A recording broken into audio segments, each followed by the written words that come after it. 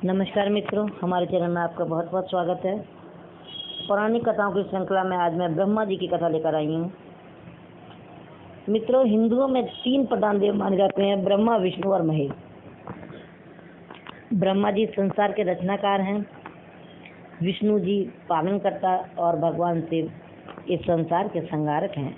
लेकिन हमारे देश में जहाँ भगवान विष्णु के और भगवान शिव के अनगिनत मंदिर हैं, वहीं खुद की पत्नी सावित्री के श्राप के चलते ब्रह्मा जी का पूरे भारत में एकमात्र मंदिर है, जो कि राजस्थान के प्रसिद्ध तीर्थ पुष्कर में स्थित है। आखिर क्यों दिया सावित्री ने अपने पति ब्रह्मा जी को ऐसा श्राप? इसका वर्णन पद्म पुराण में मिलता है। हिंदू धर्म ग्रंथ पद्म पुराण के मुताबिक एक समय धरती पर वज्रनाथ नामक राक्षस ने उत्पात मचा रखा था। उसके बढ़ते अत्याचारों से तंग आकर ब्रह्मा जी ने उसका वध किया, लेकिन वध करते वक्त उनके हाथों से 3 कमल पुष्प गिर गए। इन तीनों जगहों पर 3 झीलें बन गईं। इसी घटना के बाद इस स्थान का नाम पुष्कर पड़ गया। इसके बाद ब्रह्मा जी ने संसार की भलाई के लिए पुष्कर में एक यज्ञ करने का निर्णय लिया। ब्रह्मा जी यज्ञ करने के लिए पुष्कर पहुंच गए, लेकिन किसी कारणवश उनकी पत्नी सावित्री जी वहां समय पर नहीं पहुंच सकी। यज्ञ को पूर्ण करने के लिए उनके साथ उनकी पत्नी का होना आवश्यक था, लेकिन सावित्री जी के वहां ना रहने होने की वजह से ब्रह्मा जी ने गुर्जर समुदाय की कन्या गायत्री से विवाह कर लिया और इस यज्ञ की शुरुआत कर दी। उसी दौरान देवी सावित्री वहां पहुंच गईं और ब्रह्मा जी के बगल में दूसरी कन्या को बैठा देखकर क्रोधित हो गईं।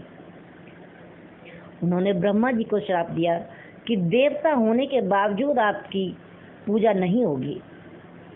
सावित्री के इस रूप को देखकर सभी देवता डर गए। उन्होंने उनसे विनती की कि आप अपने इस श्राप को वापस ले लीजिए, लेकिन सावित्री जी ने अपना श्राप वापस नहीं लिया।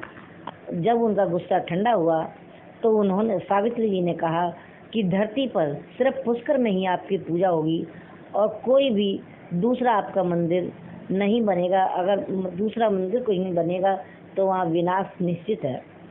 भगवान विष्णु ने भी इस काम में ब्रह्मा जी की मदद की थी, इसलिए देवी सरस्वती जी ने विष्णु जी को भी श्राप दे दिया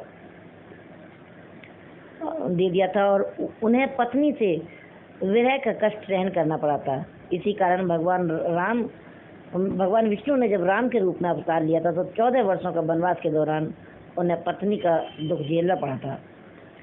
ब्रह्मा जी के मंदिर का निर्माण कब हुआ, किसने किया, इसका उल्लेख नहीं मिलता, लेकिन ऐसा कहते हैं कि तकरीबन 1200 साल पहले अरण्य वंश के एक शासक को स्वप्न आया था कि इस जगह पर एक मंदिर है जिसके सही रखरखाव की जरूरत है।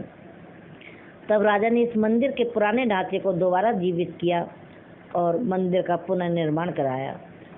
पुष्कर में सावित्री जी का भी मंदिर है, लेकिन वो ब्रह्मा जी के पास ना होकर ब्रह्मा जी के मंदिर के पीछे एक पहाड़ी पर स्थित है, जहाँ तक पहुँचने के लिए सैकड़ों सीढ़ियाँ चढ़नी पड़ती हैं।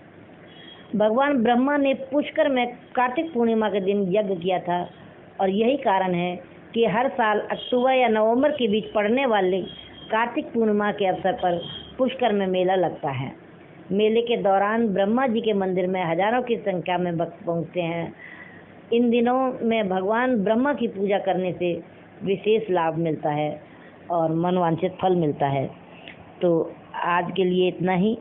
तो यही कारण था कि ब्रह्मा जी का मंदिर पूरे भारत में केवल पुष्कर में ही है। भविष्य में भी ऐसी कथाएं, पौराणिक कथाएं लेकर आती रहूँगी। धन्यवाद, नमस्कार। अब आज्ञा दीजिए, नमस्ते।